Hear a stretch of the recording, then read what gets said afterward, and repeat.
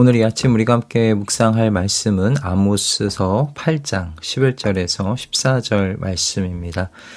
이 말씀을 함께 읽고 오늘 본문 아모스 8장 전체를 함께 좀 다루도록 하겠습니다. 그날이 온다. 나 주 하나님이 하는 말이다. 내가 이 땅에 기근을 보내겠다. 사람들이 배고파하겠지만 그것은 밥이 없어서 겪는 배고픔이 아니다. 사람들이 목말라 하겠지만 그것은 물이 없어서 겪는 목마름이 아니다. 주의 말씀을 듣지 못하여서 사람들이 굶주리고 목말라 할 것이다. 그때에는 사람들이 주의 말씀을 찾으려고 이 바다에서 저 바다로 헤매고 북쪽에서 동쪽으로 떠돌아다녀도 그 말씀을 찾지 못할 것이다. 그날에는 아름다운 처녀들과 젊은 총각들이 목이 말라서 지쳐 쓰러질 것이다. 사마리아의 부끄러운 우상을 의지하고 맹세하는 자들, 다나 너의 신이 살아있다. 브엘세바야 너의 신이 살아있다 하고 맹세하는 자들은 쓰러져서 다시는 일어나지 못할 것이다. 아멘. 오늘은 요한계시록에 등장하는 라오디게아 교회 이야기로 시작해 보려고 합니다. 소아시아에 위치해 있었던 이 라오디게아는 당시 손꼽히는 부자 도시였습니다. 큰 은행들이 있어서 돈이 모이는 금융의 중심지였고요. 질 좋은 양털로 옷을 짜내는 의류산업으로도 유명했습니다. 그리고 눈병을 고치는 안약까지 만들어 파는 의술의 도시였는데요. 얼마나 부유했던지 큰 지진으로 도시가 무너졌을 때에도 로마의 지원을 거절하고 자신들의 힘으로 도시를 다시 재건할 정도였다고 합니다. 그런데 바로 그 도시에 있던 교회가요, 바로 이 라오디게아 도시의 자신감을 그대로 마음에 품어버렸습니다. 하나님께서 라오디게아 교회를 향해서 주신 말씀입니다. 너는 풍족하여 부족한 것이 조금도 없다고 하지만 실상 너는 내가 비참하고 불쌍하고 가난하고 눈이 멀고 벌거벗은 것을 알지 못한다. 이 말씀이 충격적인 데는 그들의 상태가 나쁘다는 데 있지 않습니다. 나쁜 상태를 좋다고 느낀다는 데 있죠. 그들은 눈이 멀었는데도 잘 보인다고 생각했고요. 가난한데도 부유하다고 느꼈습니다. 안약을 만들어 온 세상 눈을 고쳐준다던 그 도시의 교회가 정작 자기 눈이 먼 것은 알지 못했습니다. 그런데 정말 무서운 일은요, 이게 누구한테 일어났는가? 하나님을 모르는 세상 사람들이 아닙니다. 주님의 피로 세워진 교회, 하나님의 말씀을 받은 사람들에게 일어났다는 겁니다. 오늘 우리가 함께 볼 아모스 8장이 바로 이 이야기를 하고 있어요. 하나님은 이 땅에 가장 무서운 기근을 보내겠다고 하시는데 그것은 양식이 없어서 굶는 기근도 아니고요. 물이 없어서 목마른 기근도 아닙니다. 주님의 말씀을 듣지 못하는 기근입니다. 오늘 설교 제목 그대로입니다. 기근이 왔는데 기근인 줄 모르는 그 기근입니다. 오늘 아침 우리는 이 기근의 정체에 대해서 그리고 이 기근을 당하지 않기 위해 실천해야 할 것이 무엇인지를 한번 생각해 보기를 소원합니다. 먼저 여러분, 이 기근은 말씀드린 대로요, 하나님의 말씀을 받은 백성에게 임했습니다.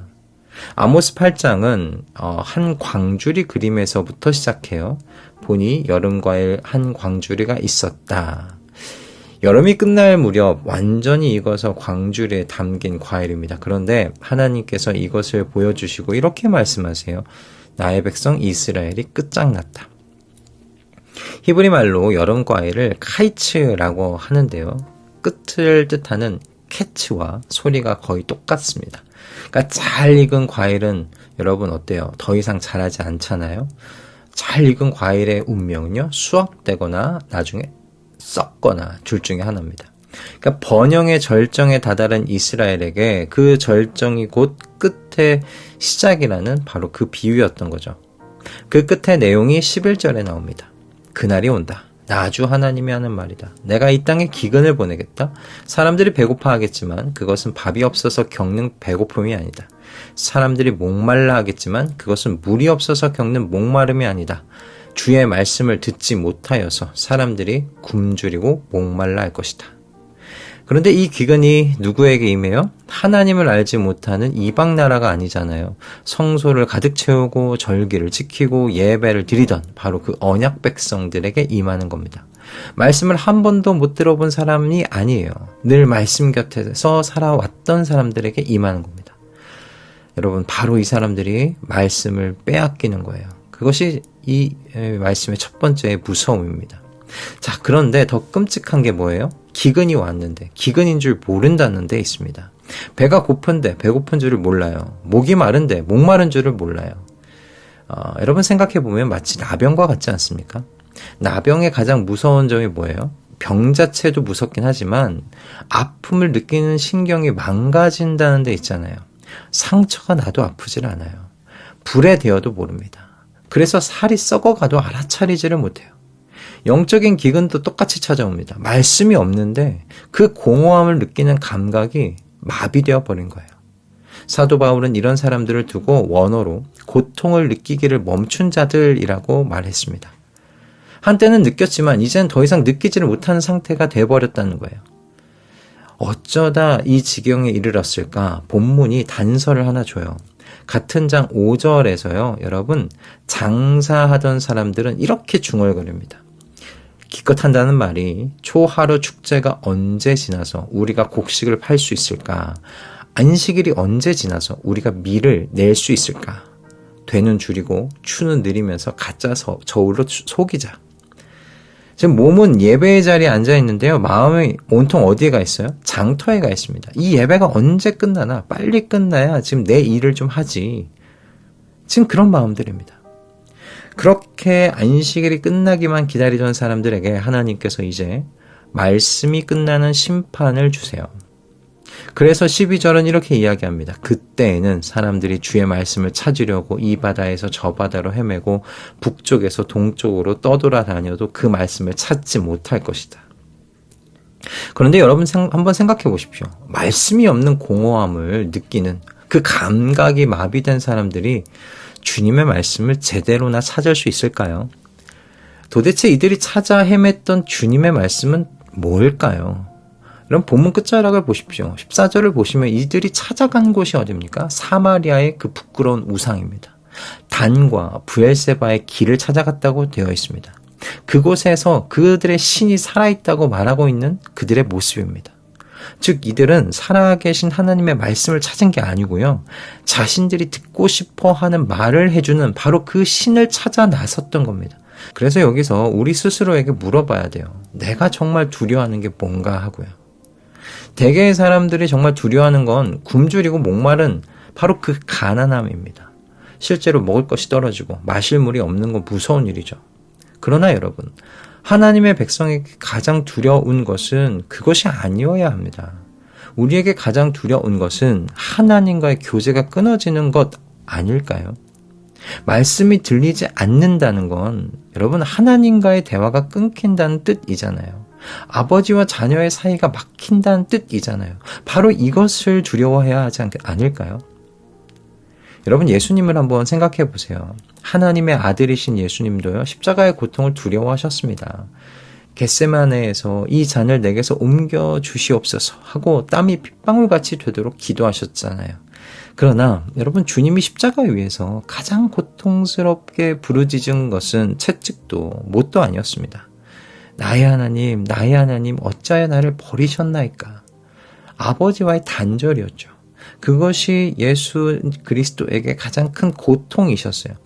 그런데 주님은 그 단절을 친히 짊어지셨습니다. 우리가 받아야 할 바로 그 끊어짐을 대신 당하셔서 우리를 하나님과 다시 연결시켜 주셨습니다.